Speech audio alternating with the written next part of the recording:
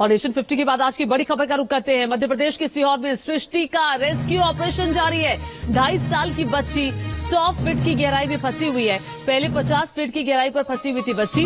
गड्ढे में ऑक्सीजन की सप्लाई भी लगातार जारी है। तो आपको बता दें, खुले बोरवेल में गिरी थी सृष्टि और पहले कहा जा रहा था कि जो सृष्टि है वो 50 फीट की गहराई में फंसी हुई है, लेकिन ये 6 तस्वीरों के जरिए आप पूरी कहानी समझ सकते हैं। बोरवेल के बगल में अब खुदाई की जा रही है। ऑक्सीजन की सप्लाई भी लगातार गड्ढे के अंदर की जा रही है ताकि सृष्टि को सांस लेने में कोई परेशानी ना हो। स्थानीय लोगों का जमावड़ा लगा हुआ है। एनडीआरएफ की टीम मौके पर मौजूद है। पूरा प्रशासनिक अमला वहां मौजूद है। रेस्क्यू ऑपरेशन लगातार कल से ही जारी है।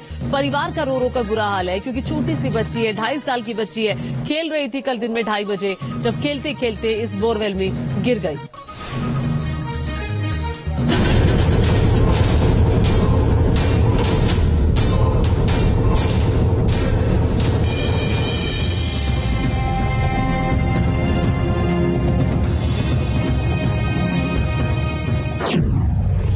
फीट गहरे बोरवेल में सृष्टि।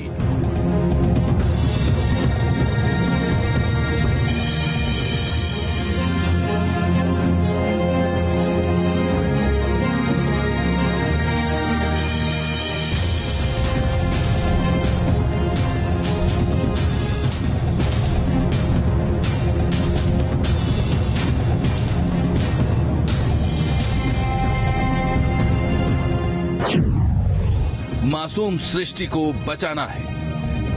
पूरा दिन निकल गया, रात निकल गई, लेकिन 2.5 साल की सृष्टि कुशवाहा अब भी 300 फीट गहरे बोरवेल में जिंदगी और मौत की जंग लड़ रही है। हादसा मुंगावली में मंगलवार दोपहर को हुआ, जहां खेलते समय गिरी सृष्टि लगभग 30 फीट गहराई में फंस गई। घटना की जानकारी मिलते ही मुख्यमंत्री शिवराज सिंह चौहान के निर्देश पर बड़ा रेस्क्यू ऑपरेशन चलाया गया। एसडीआरएफ और एनडीआरएफ की टीमें एक्शन में आ गईं और सृष्टि को सुरक्षित निकालने का ऑपरेशन चलाया गया, जो अब भी जारी है।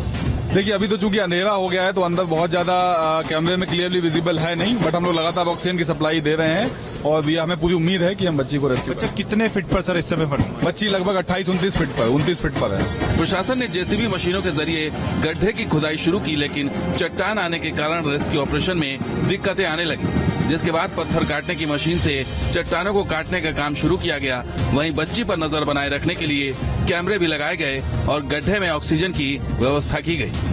1 दर्जन एक्सकेवेटर्स हमने यहाँ लगाए हुए हैं।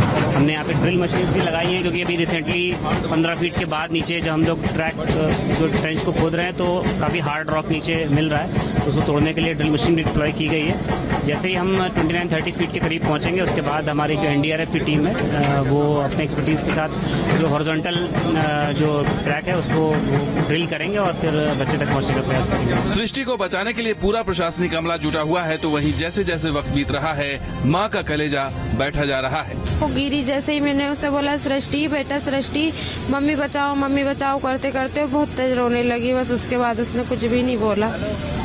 एक तरफ परिवार वाले फिक्रमंद हैं, तो वहीं स्थानीय लोग भी सृष्टि के सकुशल बाहर निकलने की कामना कर रहे हैं। कामना यही है भगवान से कि वो सुरक्षित वापस निकल जाए। शासन प्रशासन की ओर से भी सबको सावधानी रखनी चाहिए और ऐसे लोगों पे कार्रवाई होनी चाहिए। हमारे हिसाब से हम यही सोचते हैं गवर्नमेंट ऐसे लोगों पे कार्रवाई करे। सर, मैं शासन से ही मांग करना चाहता हूँ आर्मी को लगाया जाए यहाँ। आर्मी लगाई? हाँ, क्योंकि इनसे काम होने वाला नहीं है। मिशन मुश्किल है लेकिन असंभव नहीं। रेस्क्यू टीम चट्टानों को काटकर सुरंग बनाने की कोशिश कर रही है ताकि मासूम सृष्टि तक पहुंचा जा सके। अब देखना होगा कि इसमें कामयाबी कब तक मिलती है। सीहोर से जितेंद्र शर्मा के साथ टीम न्यूज नेशन। और देखिए, सृष्टि की मां बता रही है कि गिरने से पहले सृष्टि ये बोल रही थी कि मम्मी बचाओ मम्मी बचाओ। जब वो गिर गई थी, ये आखिरी शब्द मां ने सुने थे और अब सृष्टि फंसी हुई है। ऑक्सीजन लगातार पहुंचाई जा रही है। रेस्क्यू ऑपरेशन जारी है। रेस्क्यू ऑपरेशन का क्या ताजा अपडेट है, जानने के लिए सीधे मैं आपको सीहोर लिए चलती हूँ। मेरे सहयोगी जितेंद्र शर्मा वहां से लाइव जुड़ गए हैं। जितेंद्र, क्या जानकारी बताइए।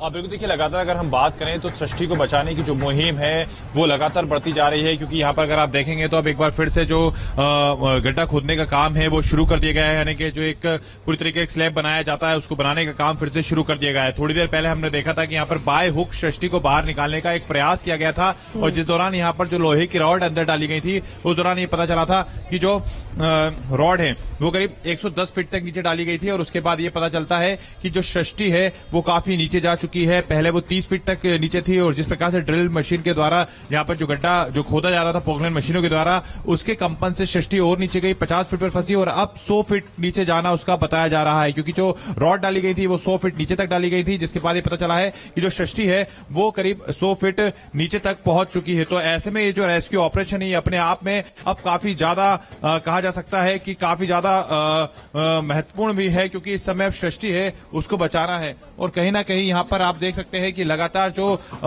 मशीनें हैं उन मशीनों के माध्यम से प्रयास किया जा रहा है कि कैसे भी करके सृष्टि तक पहुंचा जा सके और उसे बाहर निकाला जा सके। और यहाँ पर आप देख सकते हैं कि लगातार जो मशीनें हैं उनका प्रयोग किया जा रहा है, ऑक्सीजन की जो सप्लाई है वो की जा रही है, लगातार ये प्रयास किया जा रहा है कि कैसे भी करके सृष्टि तक पहुंचा जा सके ताकि उसको बचाया जा सके।